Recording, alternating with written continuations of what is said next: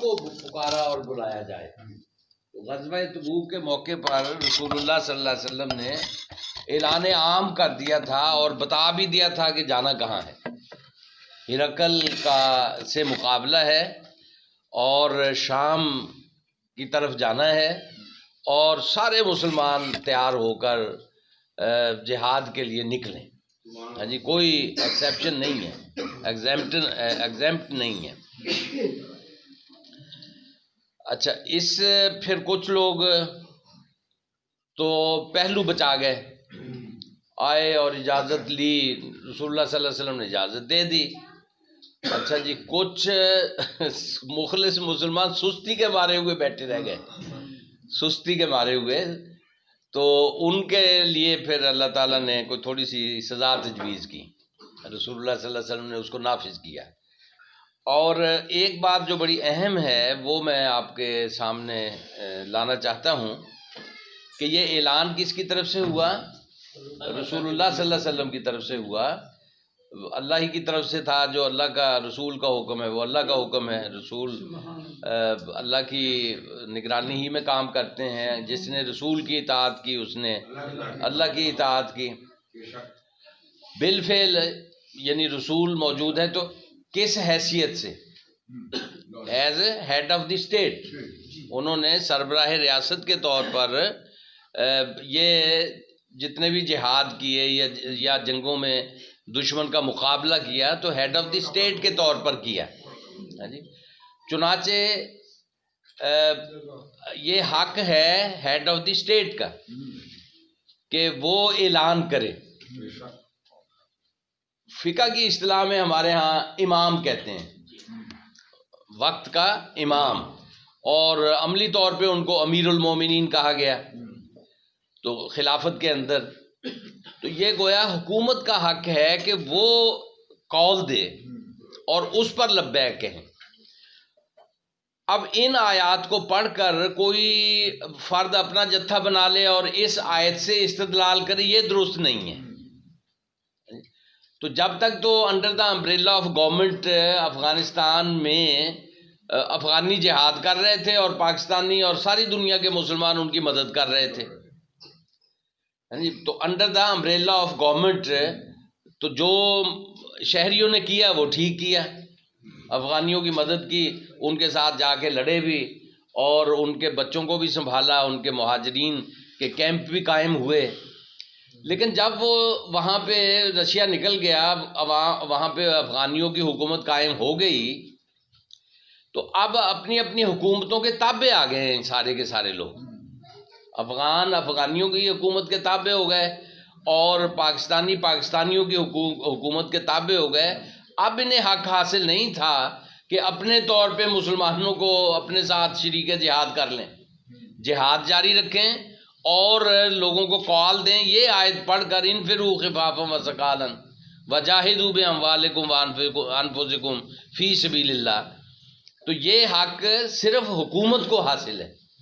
تو اس کے نتیجے میں پھر یہ مسائل پیدا ہوئے، پاکستان بھی دہشت گردی کا شکار ہوا، اور پھر یہ تنظیمیں آپس میں فرقوں میں، یعنی ابھی تک وہ بلوچستان کے شیعہ مار دیے، بے گناہ مزدور جن کا جنگ میں کوئی حصہ نہیں ہے، وہ بیچارے آئے ہوئے ہیں اپنا مزدوری کرنے کے لیے، ان کو وہاں سے اٹھایا، پہچانا اور ہاتھ پاؤں باندھے اور گلے کاٹ دیے۔ تو یہ انارکی ہے، ایک حکمران یعنی نظام قائم ہے اور اس کے اندر سارے ادارے موجود ہیں، اگر کسی سے کوئی، اور قوانین بھی آپ نے سخت سے سخت بنوا لیے ہیں جن کی سزائے موت ہے اور عمر قید ہے اور بہت ہی سخت سزائیں ہیں، تو آپ ان قوانین کا پھر احترام کریں اور اس کے مطابق آپ اگر کسی کو ہے تو جائیں تھانے کے اندر سزا دلوائیں ان کو، اگر کوئی ایسا مطلب آپ سمجھتے ہیں کہ وہ مذہب کے خلاف ہیں۔ تو اس طرح سے یہ سیدھا سیدھا فساد فی الارض ہے، جس کو قرآن مجید نے کہا کہ فساد فی الارض انما یحاربون اللہ ورسولہ ویسعون فی الارض فسادا۔ ہاں جی، طالبان اور آئی ایس آئی جو ہے، امریکن پلانٹڈ ہے آئی ایس آئی، تو وہ تو پھر اس میں جہاد نہیں کر رہے۔ کہاں؟ افغانستان میں؟ افغانستان ہر طرف نہیں، ہر طرف افغانستان میں تو کئی پاڑے کے لوگ یہ کیا کرتے ہیں۔ دیکھیں نا، وہ اگر اداروں کی سطح پہ جو کچھ بھی ہو رہا ہے نا جی، وہ تو گورنمنٹ کی طرف سے ہو رہا ہے اداروں کی سطح پہ، لیکن جو نیچے اور پھر مطلب ایک تو عوام کا حق ہے کہ ان کو بتایا جائے کہ اداروں کی سطح پہ کون سی بات ہے، یا یہ ان کیمرہ ہوتے ہیں سیشنز ہر جگہ ہی، عوام کو براہ راست کوئی ایسا انفارمیشن دی نہیں جاتی، لیکن یہ اپنے ہی شہریوں کو مارنا، اس کی کسی طور پہ بھی تائید نہیں کی جا سکتی، چاہے ادارے کر رہے ہوں یا چاہے کوئی اور کر رہا ہو، اس میں جہاد نہیں ہے، یہ جہاد نہیں ہے۔ ریاست آپ کی کیا ہے جی ریاست تو جو ہے نا، آپ ریاست کی بات کر رہے ہیں سر، اگر حکومت صرف کیپٹل تک محدود ہے اور باقی ادارے جو ہے وہ اس کے تحت کام نہیں کر رہے ہیں، ہاں، افغانستان کی مثال لے لیں، اب ریاست تو وہاں ڈمی بنی ہوئی ہے، جیسی تیسی بھی ہے، لیکن سسٹم کو چلانا ہے نا۔ اگر آپ نے نہیں مانتے، طالبان نہیں مانتے نا، ہیں طالبان تو نہیں مانتے ریاست کی بات، طالبان نہیں مانتے تو پھر وہ باغی ہوں گے، اور باغیوں کے ساتھ جو سلوک ہوگا وہ ہوگا، پھر فساد پھر عرض ہوگا۔ وہ اسلام کی لڑ رہے ہیں، ہیں؟ نہیں بھائی وہ کون امریکہ کے خلاف لڑ رہے ہیں، ہم اسلام کی لڑ رہے ہیں، یہ اسلام ہے، اس مسلمانوں کو مار دینا نا وہ افغانستان کی بات کر رہے ہیں۔ افغانستان میں اگر آپ بات کر رہے ہیں، وہاں پہ پھر موقف دو ہی ہیں، وہ افغانستان کی بات نہیں کرتے، ہم پاکستان کی بات کرتے ہیں، ٹھیک ہے نا جی؟ یہ افغانستان میں ضروری ہے سر، نہیں رول ماڈل ہے۔ وہ یہاں نہیں ہے، رول ماڈل تو رسول اللہ صلی اللہ علیہ وسلم ہے صرف، باقی اگر آپ کسی کو رول ماڈل بنائیں گے تو کام خراب ہوگا، ہاں جی، ایک کا وہ رول ماڈل ہوگا، ایک کے لیے وہ شیطان ہوگا، تو اس لیے جھگڑا پڑا رہے گا ہمارے پاس۔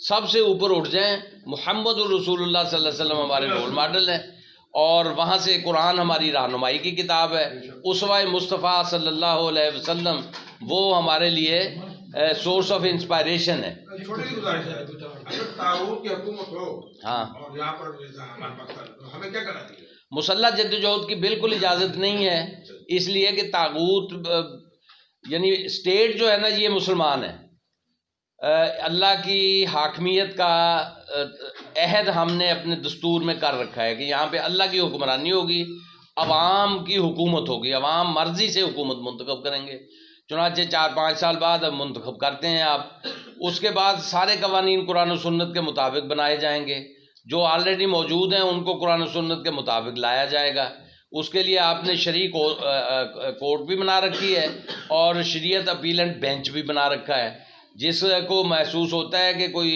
قانون قرآن سنت کے خلاف ہے وہ اس میں چلا جائے۔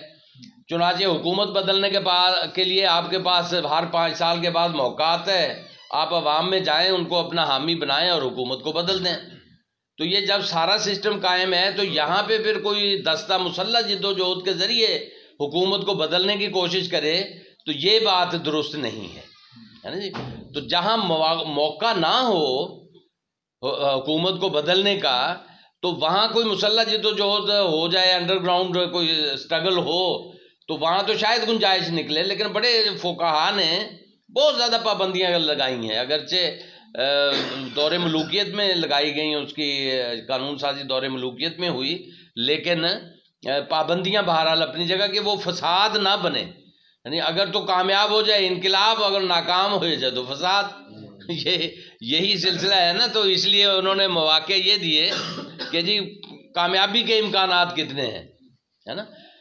تو اس وقت تو بادشاہت تھی، اس وقت تبدیلی کا جو سورس ہی ایک تھا، مسلح جدوجہد، چاہے کوئی بادشاہ آگے باہر سے حملہ آور ہو، اس کی مدد کے ذریعے آپ اس کو ہٹا دیں، یا اندر سے اتنے طاقتور ہو جائیں کوئی کمانڈر اور جرنیل، تو وہ حملہ کر کے صلاح الدین ایوبی نے کافی اپنی سلطنت کو اسٹرینگتھن کیا، وہ ایک ان کا نور الدین زنگی کا وہ تھا نا، جرنیل تھا ایک، تو اس نے اپنی سلطنت بنائی اور علاقوں کو اس میں شامل کیا، تو وہ قانونی تھا سارے کا سارا، کیونکہ رائج تھا، تو وہاں پہ کوئی ایسی چیز طے نہیں ہوئی تھی کہ اپنا منع ہے۔ ان کے مقابلے میں کفر تھا نا، نہیں کفر نہیں تھا، مسلمان تھے، مسلمان سے اسٹیٹس تھیں، عیسائیوں کو قبضہ نہیں تھا۔ وہ تو بیت المقدس تو بہت بعد میں کیا نا، اسٹرینگتھن اس نے پہلے کیا، وہ چھوٹے سے علاقے کا حکمران تھا شام کا، عراق اس نے فتح کیا، مصر اس نے فتح کیا اور اس پر اپنی حکومت قائم کی. سلطان کہلایا، امیر المومنین نہیں کہلایا، سلطان کہلایا. اچھا اسی طرح سے بعد میں یہ عثمانی ترکوں نے سارا عالم اسلام اپنے انڈر لیا تو وہ مسلمانوں کے علاقے فتح کر کے لیا نا، وہ ٹھیک ہے اپنی جگہ پہ. تو لیکن کیونکہ اس وقت طریقہ ہی یہ تھا حکومتیں بدلنے کا، اب حکومتیں بدلنے کا طریقہ دوسرا آ گیا ہے، اب ووٹ کے ذریعے سے حکومت بدلو. تو آپ عوام کو کی تائید حاصل کریں، ہے نا جی، یعنی اپنے اپنے جتھے بنا کر کے جی ہم اسلام کے لیے جہاد کر رہے ہیں، اللہ کی راہ میں جہاد کر رہے ہیں اور آؤ ہمارے ساتھ، یہ پھر فساد ہوگا. اس وقت قلم کا جہاد چاہیے. ہاں جی، زبان کا جہاد ہے، قلم کا جہاد ہے اور خدمت خلق کا جہاد ہے. سیاسی پارٹی بنائیں آپ، رائے عامہ تبلیغ کا وہ زبان کا جہاد ہو گیا نا، رائے عامہ اپنے حق میں ہموار کریں. تو مولانا فضل الرحمان صاحب ماشاءاللہ اس معاملے میں ہیں میدان میں، وہ دن بدن آگے بڑھتے چلے جا رہے ہیں قدم ان کے، اور کر رہے ہیں اپنی سٹرگل مذہبی حوالے سے. جماعت اسلامی ہے، باقی چھوٹی چھوٹی پارٹیاں ہیں، تحریک لبیک وہ آ گئی تھی میدان میں. لو کانا عرضاً قریباً، لو کانا عرضاً قریباً، اگر تو یہ منافع ہوتے قریب یعنی آسانی سے ہاتھ میں آنے والے، کشائش وسعت، و سفراً قاصداً، اور سفر بھی ہلکا ہوتا ہے، لتبعو کا تو یہ ضرور آپ کے ساتھ جاتے، جو پیچھے رہ جانے والے ہیں نا، کمزور ایمان بھی اور منافق بھی. یعنی ویسے تو 30,000 کا لشکر گیا حضور کے ساتھ، ہے نا جی، وہ یہ سب مخاطب نہیں ہے، اس میں سے ایک چھوٹا سا طبقہ مخاطب ہے کہ جو پیچھے رہ گئے، تو وہ منافق بھی تھے اور سست الوجود بھی تھے، دونوں قسم کے لوگ ہیں. اچھا جی، تو لتبعو کا وہ ضرور آپ کی اتباع کرتے، آپ کے ساتھ جاتے. ولیکن بعدت علیہم الشقہ، ہاں جی، لیکن معاملہ کیا ہوا کہ راستے کی مشکلات نے ان کے لیے آپ کے ساتھ نکلنا مشکل بنا دیا، ان پر مشکل بنا دیا. وَسَيَحْلِفُونَ بِاللَّهِ لَوِ اسْتَطَعْنَا لَخَرَجْنَا مَعَكُمْ، اور یہ اللہ کی قسمیں کھا کھا کر کہتے ہیں لَوِ اسْتَطَعْنَا لَخَرَجْنَا مَعَكُمْ، اگر ہمارے اندر استطاعت ہوتی تو ہم ضرور آپ کے ساتھ نکلتے. ہاں جی، استطاعت مراد کے مالی کمی ہے، حالات کچھ سخت ہیں اور گھر کے اندر کچھ مصروفیات ہیں، بہانے بنانے والے. تو اب آ کے قسمیں کھا کھا کر کہتے ہیں کہ ہماری یہ مجبوریاں ہیں، اس لیے ہم آپ کے ساتھ نکل نہیں سکتے، ورنہ ہم ضرور آپ کے ساتھ جاتے.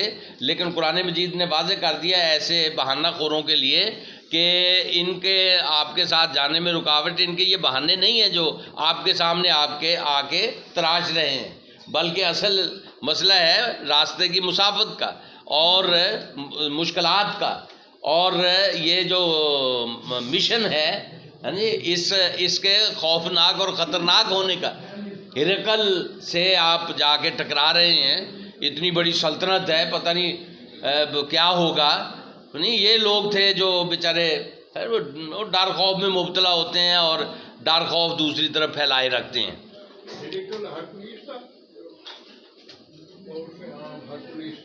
ہرکلیس بس اس کو ہرقل ہی لکھتے ہیں، یہ بھی انگلش میں یہ تلفظ ہو تو ان کو یہی کہتے ہیں. یہلکون انفسہم، ہاں جی، ہلاک کر رہے ہیں اپنے آپ کو. اب جو اللہ کی راہ سے روکتا ہے اور اپنے دل میں خوف بٹھا لیتا ہے اور دنیا پرستی کو، اب دنیا پرستی کا لفظ میں استعمال کر رہا ہوں، ادنا مقاصد حیات کو، ادنا مقاصد حیات کو ترجیح دیتا ہے اعلیٰ مقاصد حیات کے مقابلے میں. ہے جی، اسلام کے لیے لڑنا کیا ہے؟ اعلیٰ مقصد کے لیے لڑنا. اور بیٹھ رہنا کیا ہے؟ ادنا مقصد کے لیے، ادنا مقصد کو ترجیح دینا، ہے نا جی. اور اللہ کی راہ میں جان اور مال سے جہاد کرنا کیا ہے؟ اعلیٰ مقصد. اور چھوٹے چھوٹے اس کے مقابلے میں، ہے نا جی، یہ جو دنیاوی وسائل ہیں، روپیہ پیسہ سونا چاندی، اس کو ترجیح دینا، جہاد فی سبیل اللہ کے مقابلے میں ترجیح دینا، یہ ادنا مقصد ہے. بجائے خود ان چیزوں کا حصول جب جہاد نہیں ہو رہا تو اب آپ نے کیا کرنا ہے؟ وسائل پیداوار میں اضافہ کریں، اپنی اپنی فیکٹریاں بڑھائیں، اپنے اپنے کاروبار میں وسعت دیں اور اپنی اپنی کھیتیوں کو بہتر بنائیں اور باقی اپنے وسائل پیدا کریں، جب کہ جہاد نہیں ہو رہا۔ جب اب جہاد نہیں، اب یعنی اسٹینڈنگ ملٹریز ہیں، اسٹینڈنگ آرمی ہے، تو اب عام لوگ جو ملٹری میں نہیں ہیں انہیں اپنے وسائل پیداوار بڑھانے ہیں۔ ان کا جہاد فی سبیل اللہ یہ ہے کہ اپنے اپنے وسائل پیداوار میں اضافہ کریں، ہاں جی، یہ بھی جہاد فی سبیل اللہ، تاکہ آپ کا بجٹ بڑھے، ٹیکس بڑھے، بجٹ بڑھے اور آپ کی ملٹری کا بجٹ بھی بڑھے، ہاں جی، تاکہ وہ اپنا آسانی کے ساتھ دفاع وطن کے لیے کوششیں کر سکیں، اپنے میزائل بنائیں، ٹیکنالوجی میں اضافہ کریں، میگ بنائیں، جہاز بنائیں اور ایٹم بم بنائیں وغیرہ وغیرہ۔ تو یہ اپنے آپ کو ہلاکت میں ڈال رہے ہیں۔ واللہ یعلم انہم لکاذبون، یہ عام لوگوں کے سامنے تو قسمیں اٹھا اٹھا کے عذر پیش کر رہے ہیں کہ ہم جانے سے قاصر ہیں، لیکن اللہ جانتا ہے ان کے دلوں کے حال کو۔ یہ جو زبان پہ ہے ان کے دلوں میں یہ نہیں ہے، یعنی یہ اگر نہیں جا رہے تو خطرات اور خدشات کی وجہ سے نہیں جا رہے۔ اچھا جی، عف اللہ عنک لما اذنت لہم، عف اللہ عنک، اللہ آپ کو معاف فرمائے، لما اذنت لہم، آپ نے ان کو اجازت کیوں دی؟ حتی یتبین لک الذین صدقوا، یہاں تک کہ واضح ہو جاتا، کھل کر سامنے آ جاتا کہ سچا کون ہے، وتعلم الکاذبین، اور جھوٹوں کو بھی آپ جان جاتے، پہچان جاتے، ہاں جی۔ اچھا جی، یہ آیت ہے، یہ آیت ان آیات میں سے ہے جو میں آپ کو کہتا ہوں نا کہ ہر نطق رسول صلی اللہ علیہ وسلم وہی نہیں ہے، ہر نطق رسول وما ینطق عن الہوی ان ہوا الا وحی یوحی، جو قرآن مجید میں آیا وہ قرآن مجید تک محدود ہے۔ باقی جو قرآن مجید کے علاوہ آپ نے حضور نے فرمایا وہ فرامین رسول تو ہیں صلی اللہ علیہ وسلم، لیکن وحی الہی نہیں ہے، یعنی اگر ان کو بھی وحی الہی مان لیں تو یہاں یعنی ایک وحی نے کہا اجازت دے دو، ایک وحی کی بنیاد پہ اجازت ہو گئی، دوسری وحی نے کہا لما اذنت لہم، آپ نے ان کو اجازت دی کیوں؟ جی تضاد آ گیا نا، تو وہی تضاد سے پاک ہے، وہی کے اندر تضاد نہیں ہے۔ تو یہ ایک مقام نہیں ہے ایسا، اگر ایک ہوتا تو چلو جی ہم اس کی کوئی تعبیر کر لیتے، تعویل کر لیتے، یہ ایک مقام نہیں ہے، متعدد مقام ہے قرآن مجید میں۔ یا ایھا الرسول لما تحرم ما احل اللہ لک، سورۃ تحریم میں آیا، ہاں جی، اے رسول جو چیز اللہ نے آپ کے لیے حلال کی ہے آپ اس کو حرام کیوں کرتے ہیں؟ اور اس کے علاوہ وہ مقام عبس و تولی جو آپ کہتے ہیں، تیوری چڑھائی اور رخ پھیرا، ہاں جی، آپ کو کیا پتا، اگر یہ وحی کی بنیاد پہ کیا ہے تو دوسری وحی اس کی تردید کر رہی ہے۔ اللہ کے علم غیب پہ تو ہے ایسے ہونا، اللہ کے علم غیب، پھر کیا ہے، کیا کریں اس علم غیب کو؟ علم غیب میں تو آپ پتہ رہو کہ ایسے ہوگا، میں منع کروں گا، اللہ کے علم ہوگا، وہ قابل بحث نہیں ہے، آپ اس کو اس میں نہ جائیں، جہاں تک آپ کی رسائی نہیں ہے وہاں پہ آپ کیوں پڑھتے ہیں؟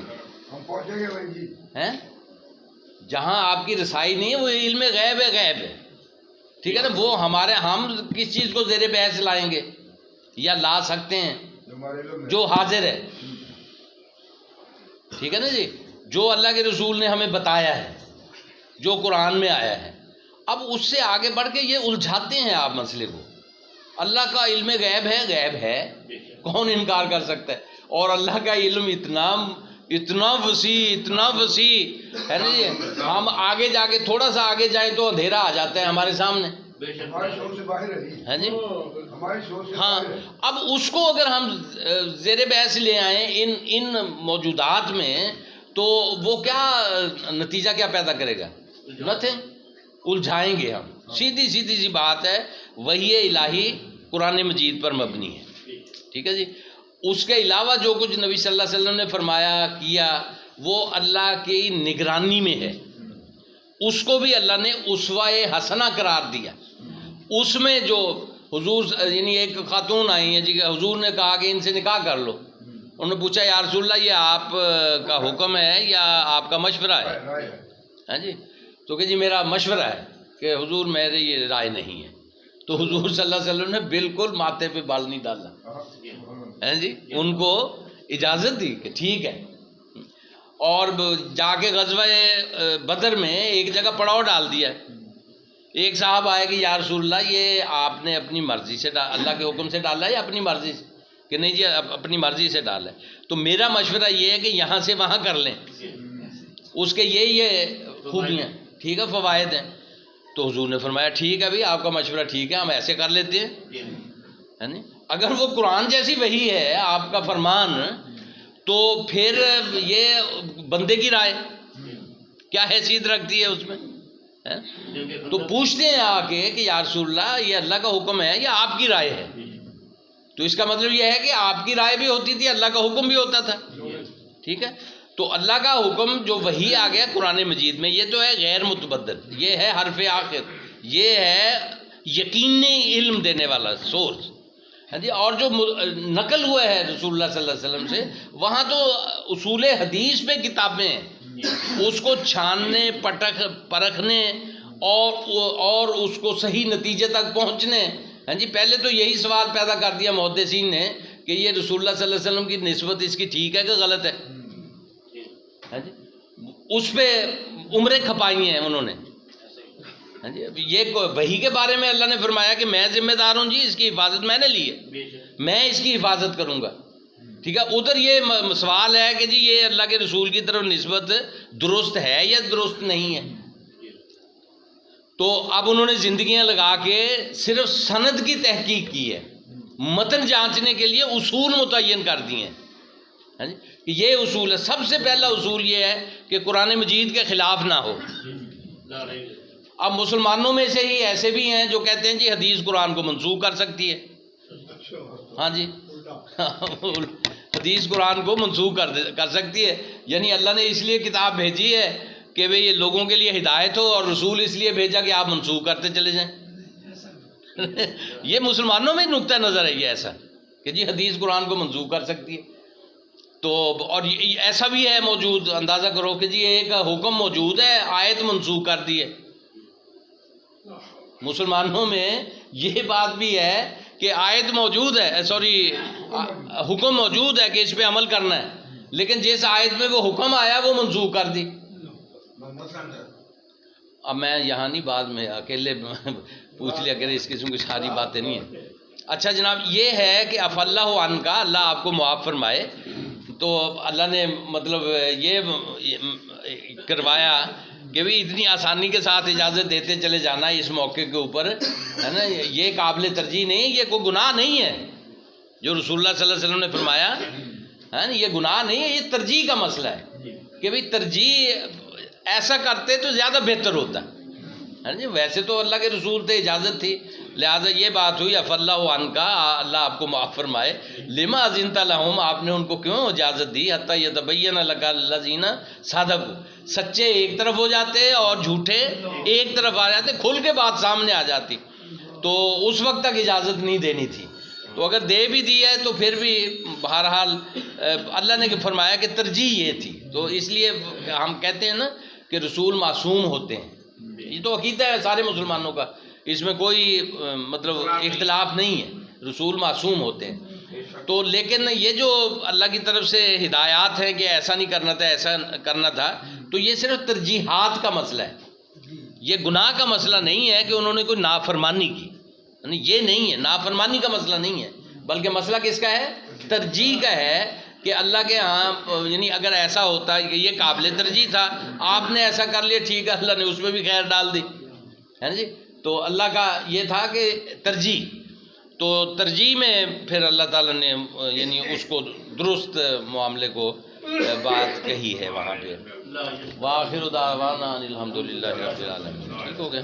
سبحانك اللهم وبحمدك أشهد أن لا إله إلا أنت أستغفرك وأتوب إليك. جزاک اللہ سر، جزاک اللہ. اچھا ماشاء اللہ یہ رکھ دیے یہاں پہ ہیں.